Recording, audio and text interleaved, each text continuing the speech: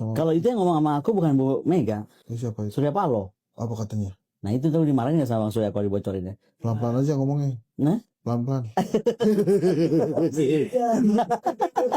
Soalnya gue baru ketemu salah satu waktum partai yang baru dipanggil Pak Jokowi dan dia bilang saya nggak suka Agus Yudhoyono.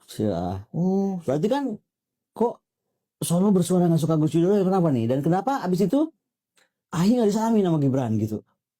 oh iya. Jadi di dunia ini nggak ada yang kebetulan, makanya gue balik ke Rusia pusing gue di sini. Gitu ya. Hah, Ya lu, apa aja yang gue ketemu orang, gue pikir cuma ngomong-ngomong ringan, kejadian. iya, tapi lu udah nginfo kayak gitu di podcast gue, lu balik ke Rusia lagi. Pun gue ada pertanyaan lagi tentang 80 tahun itu.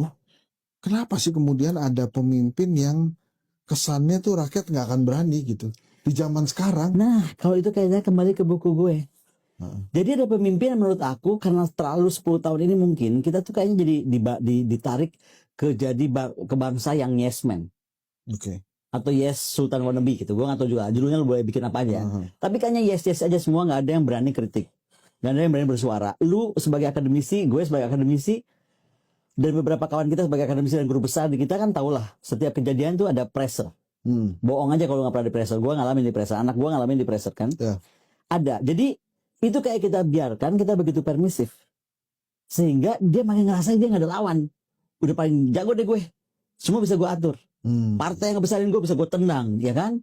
Ya dong. Terus negara apa undang-undang nggak penting, anak gue bisa gue masukin gitu. Semuanya bisa. Dan pengembiranya kebanyakan. Itu dari faktor itu. Dari faktor lingkungan, lu mau bikin apa katanya baterai sehingga perlu nikel. Apa jor-joran aja pokoknya, hajar Raja Ampat gak penting. Hajar, ngerti nggak? Yeah. Dari sekian orang mimpin, sekian banyak orang bikin keputusan, semuanya pasti yes man. Kalau nggak mungkin kejadian Raja Ampat digituin. IKN nggak mungkin kejadian kalau nggak semua orang yes man.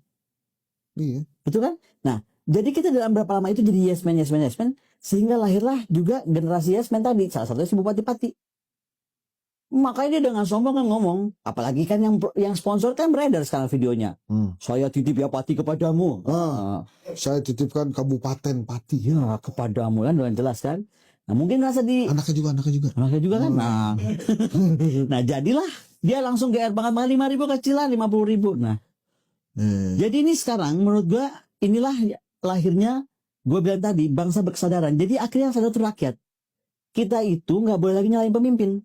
Karena kita yang bego, terlalu permisif.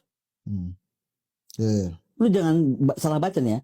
Jangan dianggap gue nyuruh orang berontak, enggak. Tapi ini nyuruh orang berkesadaran bahwa ini ada yang nggak benar dan tugas kita sebagai rakyat meluruskan. Oke. Gitu. Nah ini yang gue salut sekali sama rekan-rekan saudara-saudara kita di Pati. Gila, itu yang naik di truk 2 itu loh. Aduh, gue gak bisa lupa mukanya. Iya. Keren ya. Wih. Canggih. Dan waktu bupati begini lagi. Wih, keren tuh, orang nyalinya gede. Itu emang menurut lo bisa nyebar tuh? Sangat bisa, apalagi kalau kita bicara sekarang media sosial ya. Sangat bisa. Karena ternyata, gini loh. Aku tuh gak ngerti ya, dia tuh punya ide. Gue gak kepengen jadi bupati sih, jadi juga gak kepikiran mau naikin apa pajak berapa? Pajak 250%. Tapi katanya dia belajar dari Jokowi waktu di Jakarta. Katanya nih, gue sekali lagi bukan orang pajak ya, terus Bu Sri Mulyani luruskan saya Bu kalau salah, jangan dimarahin. Tapi katanya dia tuh belajar waktu Jokowi tuh naikin pajak Jakarta. Lalu dia lupa ukur Jakarta tuh berapa kemampuan sama Pati. Nah ternyata tadi pagi kalau nggak salah gue baca Cirebon 1000%. Aku nggak tahu lagi daerah lain 200% dan lain dan sebagainya. Jadi ya pasti rame.